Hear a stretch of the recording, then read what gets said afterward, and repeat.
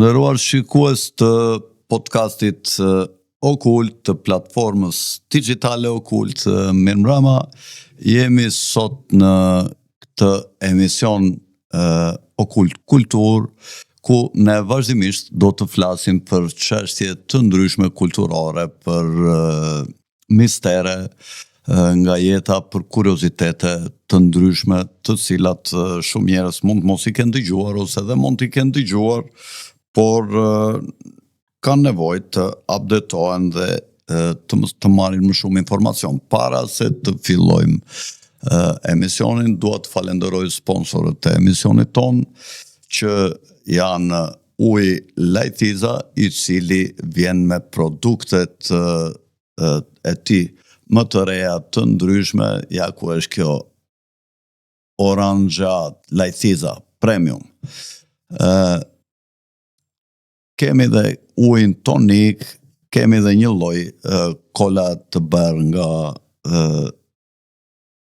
biznesi i Ajri Elezit, i cili tashmë ka një dominim të madh në tregun e këtyre produkteve, duke zvendësuar shumë produkte të cilat vinin nga jashtë dhe që janë bërë edhe në formë me një amballazhim dhe me një cilësi brenda të produktit të shkëlqyer. Ju kam thënë shqiptar, të gjithë ata që më ndjekin mua, që të përdorim sa më shumë mallra shqiptare për të mbajtur bizneset tona më këmbë, sepse njëra dorë lan tjetrën. Në ekonomi dihet kjo. Kemi këtu dhe vajin Musaj, i cili është një nga vajrat më të mira në botë, dhe është konkurrues me shumë vajra të tjera cilësore, duke fituar dhe shumë çmime. Ku e gjeni? Tashi s'ka nevojë t'ja u them, sepse kush kërkon qen, mjafton, po ju them vetëm kaq që e keni skrofotin të Vlorës, atje ku shkojnë e gjejnë edhe njerëzit e Ivanka Trump dhe Jared Kushner, sa herë vinë në Vlorë, nuk ikin pa marrë vajin Musaj, ose sa herë që dërgojnë njerëzit e tyre këtu. Gjithashtu falenderoj edhe sponsorat e tjerë të emisionit, cilët do të dalin me strisha gjatë emisionit, që janë të përzgjedhur nga podcasti, nga platforma digjitale. Ndër më të mirët në fushën e vet, mjafton të shkruani emrin në Google dhe të hyni në kontakt me ta për çdo lloj nevoje që keni për mallra dhe shërbimet e tyre. Mirë, sot do të flasim për pllakat e emeraltat të thotit. Besoj që i keni dëgjuar çfarë janë, çfarë përmbajnë dhe çfarë rëndësie kanë. Kanë bimi vjet që këto pllaka janë zbuluar, ka hipoteza të ndryshme se ku janë gjetur. Disa mendojnë që janë gjetur në varin e thotit, i cili e mbante pllakën të shtrënguar në dorë, është prej materiali që nuk prishet. Ka mistere të mëdha për thotin apo për Hermesin, siç e quanin grekët, Hermes Trismegustis, domethënë 3 herë i shfaqur, dhe siç u thash, quhet edhe thoti dhe ka shumë hipoteza që thoti fliste shqip, thon disa nga shkrimtarët arbëresht italisë, siç është Giuseppe Catapano, të cilit Shtëpia ime botuese ka botuar dhe një libër në lidhje me gjuhën shqipe. Sot do të flasim për çkodimin e 13 citateve në lidhje me alkimin e lashtë të gjendura në pllakat e thotit. Të gjithë ata që e kanë studiuar në mënyrë të përcipër thelbin e alkimisë, mendojnë se alkimia është transformimi i plumbit në ardh, dhe për këtë janë përpjekur shumë mendimtar dhe shumë sipërmarrës të ndryshëm, të cilët kanë dashur ta realizojnë këtë lloj kthimi që të bënte menjëherë shumë të pasur, pasi plumbi gjendet shumë në natyrë, ndërsa ari dihet që është elementi mineral dhe më i shtrenjtë, dhe pikërisht prandaj është zgjedhur dhe për të mbështetur emisionin e parasë gjithmonë të bazuar në ar si një element që nuk ju mbet kur vlera bashkë dhe me element të tjerë si që është dhe argjendi që është përdorur shumë për moneda që nga lashtësia deri në ditët e sotme. Të flasim pak për pllakën e emeralda të Thothit që janë dokumentat më enigmatike në lashtësinë e historisë që vjen që nga thellësitë e historisë dhe historinë e mendimit njerëzor.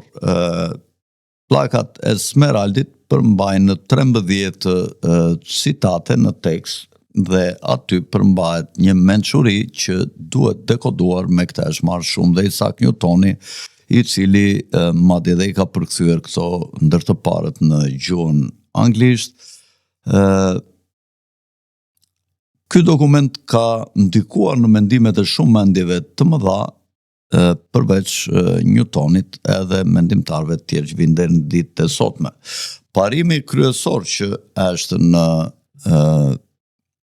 pllakat e emeralda të Thothit është principi si lart edhe poshtë ose si sipër edhe poshtë. Kjo konsiderohet si një nga mësimet kryesore të lëvizjes moderne shpirtërore. Kuptimi dhe zbatimi i saj vërtet kanë një rëndësi shumë më të madhe se sa është kuptuar dhe pranuar zakonisht. Ne kështu do të udhëtojmë çik në Egjiptin helenistik për të deshifruar këtë dokument të lashtë dhe për të zbuluar jo vetëm të vërtetat e tij ezoterike, por edhe formulën e fuqishme për transformimin personal, e cila është një shkencë sekrete e shpirtit që tani po bëhet gjithnjë e më dukshme në teoritë e përparuara të fizikës moderne. Të flasim çik për misterin e tabletës emeralda ose esmeralda, si doni mund ta quajmë. Fillimet e pllakës së esmeraldit janë të mbështjella me mistikë dhe thuhet se ky shkrim i shenjtë u gjet për herë të parë në një vend të fshehtët, siç u thash, mendohet që është gjetur ke vari i Thothit, megjithatë kjo është një hipotezë sepse ende nuk dihet nëse është gjetur vërtet vari i Thothit apo jo.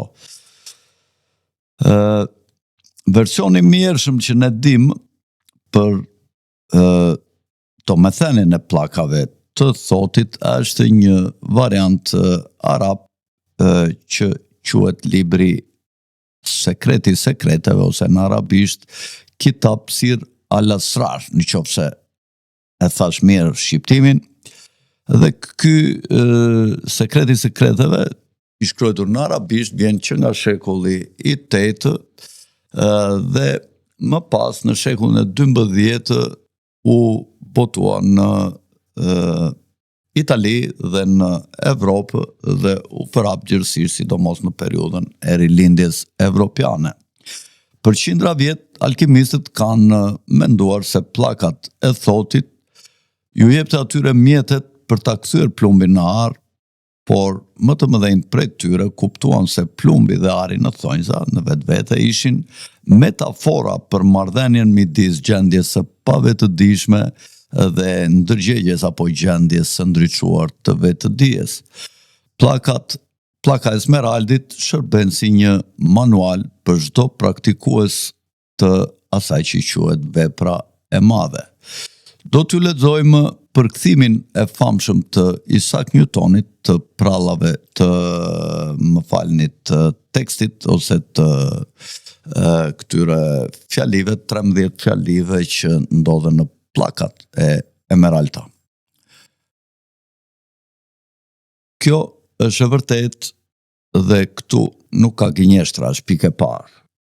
Pikë e dytë, thot, ajo që është poshtë është si ajo që është lartë, dhe ajo që është lartë është si ajo që është poshtë për të bërë mrekullit e një gjaje të vetme.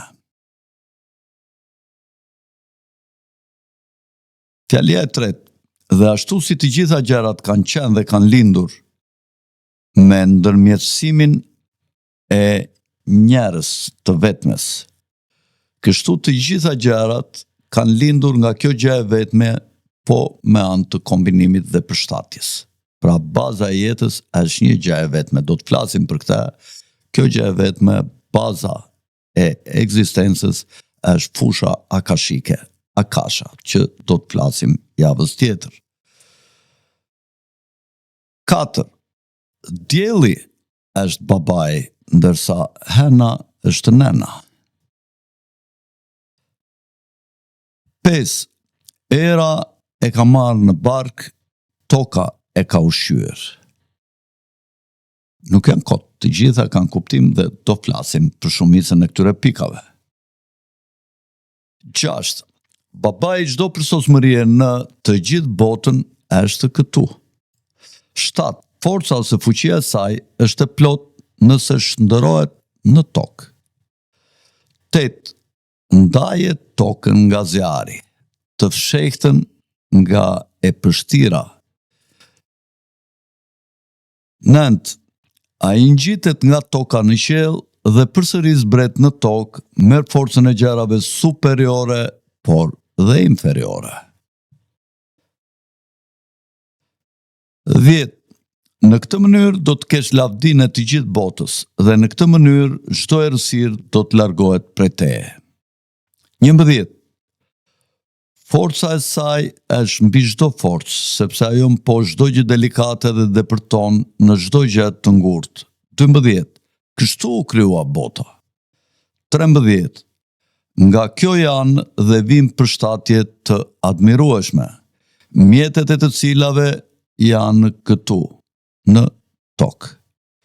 Si që thash, këto i ka përkthyer Isaac Newtoni në anglisht në vitin 1680.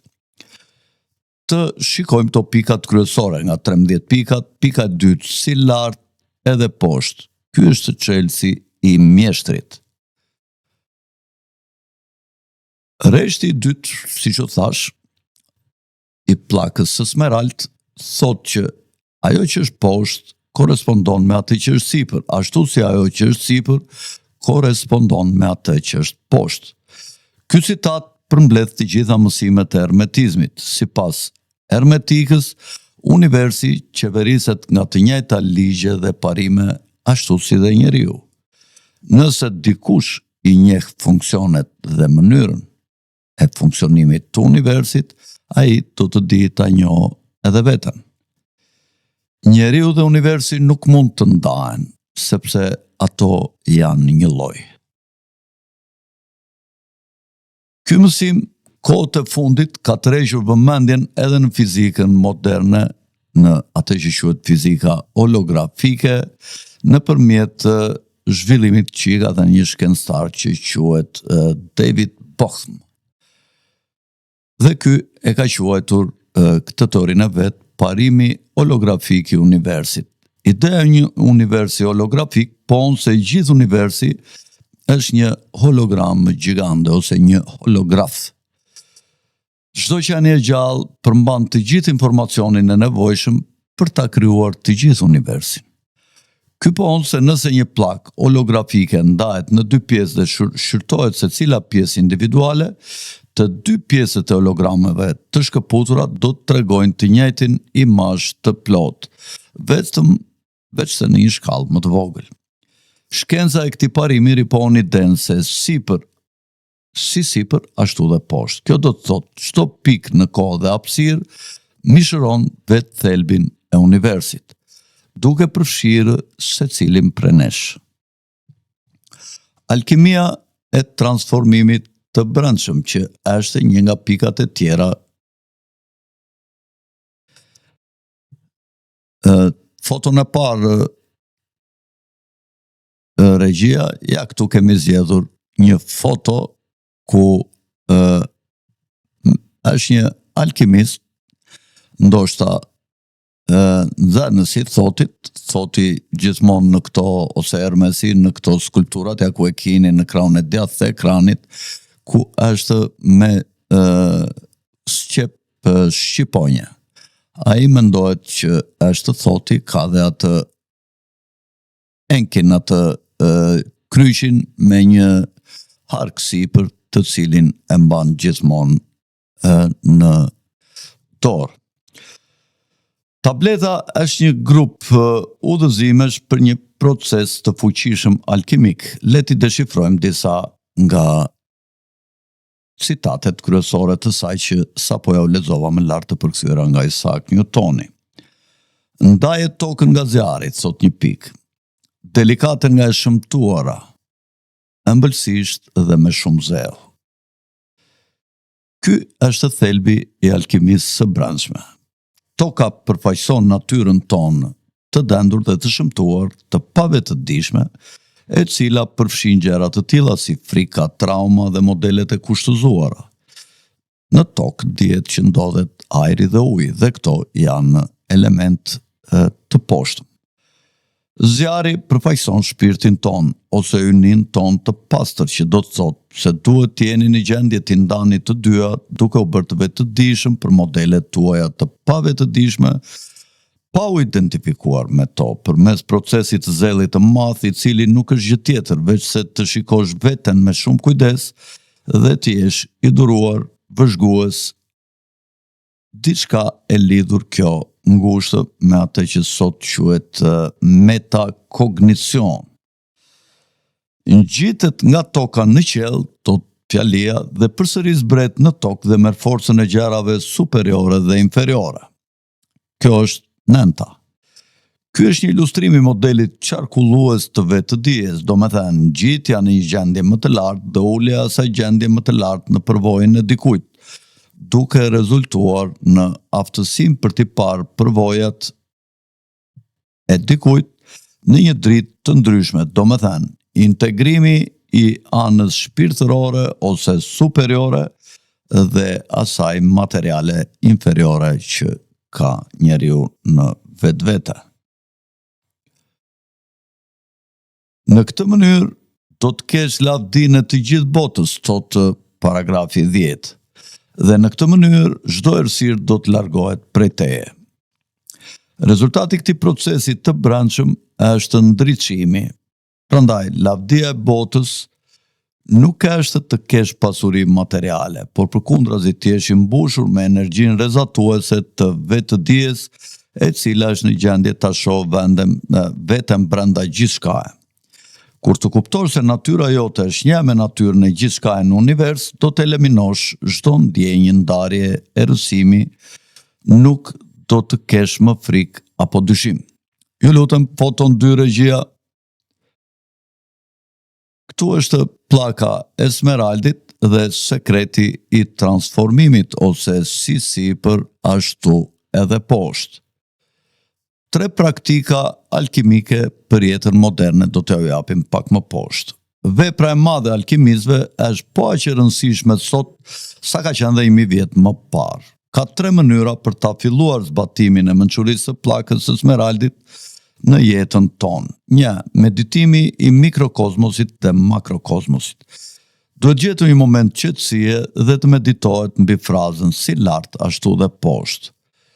Vëzhgojmë duart tona. Të gjitha grimcat e përfshira brenda tyre formohen në thelbin e universit dhe të një ylli që është shuar miliarda vjet më parë. Sinjalet elektrike që udhëtojnë nëpër sistemin ton nervor prodhohen nga të njëjtat forca që krijojnë edhe, për shembull, vetëtimën. Ndërsa rajet e rregullta të zemrës sonë pasqyrojnë ritmin e lëvizjes së trupave të tjerë në univers.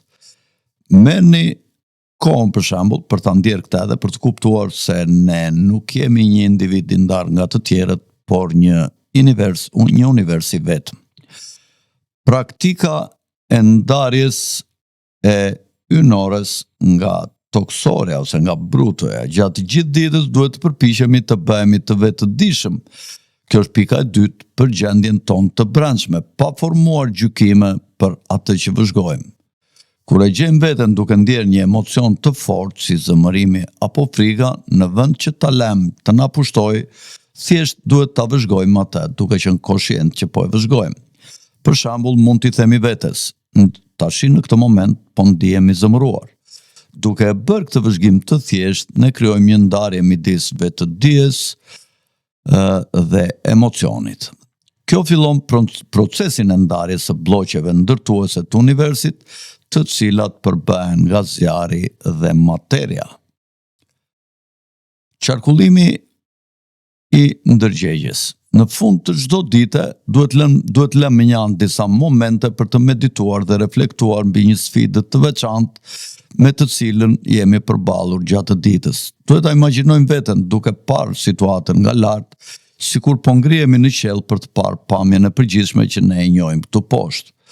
Çfarë informacioni ose njohurish të reja ne mund të zbulojmë nga kjo perspektive re, perspektiva më e lartë? Çfarë këshille mund t'i jepnim vetes tonë kur jemi aty lart dhe duke imagjinuar se si është pamja që atje? Pasi ta kemi këtë njohuri të re, e sjellim përsëri poshtë në trupin tuaj. Si e ndryshon kjo perspektive re mënyrën se si ndihemi për sfidën tonë të re? Kjo mënyrë e të qenit në fakt është një integrim i mençurisë sonë shpirtërore në jetën tonë të përditshme. Sekreti në sytë të publikut. Reshti fundit që lexova i pllakës së Smeraldit i 13 është një kujtesë e fuqishme. Ajo që kam thënë për veprimin e diellit është përmbushur dhe ka mbaruar. Veprimi i diellit është vepra e madhe, krijimi i vetëdijes së artë diellore. Njohuria e përmbajtur në këtë tekst na është zbuluar nëpërmjet Hermesit. Pllaka e Smeraldit na mëson se ne si qenie njerëzore zotërojmë brenda nesh mjetet dhe potencialin për të krijuar një realitet tonin. Pra nuk duhet të jemi dhe të pranojmë determinizmin e fatit, por ne duhet ta krijojmë dhe ta ndryshojmë fatin tonë. Duke kuptuar marrëdhëniet midis botës së brendshme shpirtërore dhe asaj të jashtme fizike, duke shkëputur vetëdijen tonë nga kushtëzimi ynë i kaluar dhe duke balancuar vetëdijen tonë midis shpirtërores dhe fizikes, ne në fakt jemi në gjendje të përmbushim objektivin përfundimtar të alkimistit.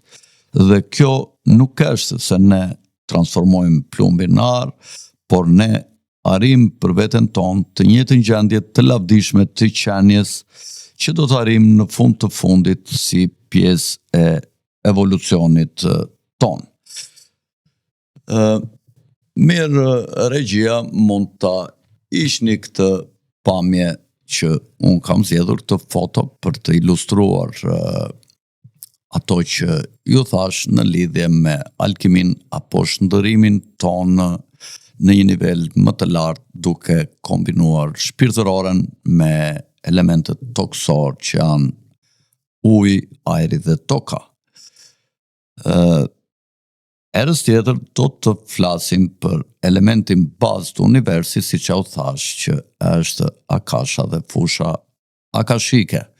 Mirupafshim deri të shtunën tjetër nga unë, Alfred Sako. Mos harroni t'i bëni subscribe kanalit ton që t'ju ndjekim ne ju dhe jo ju ne. Natën e mirë.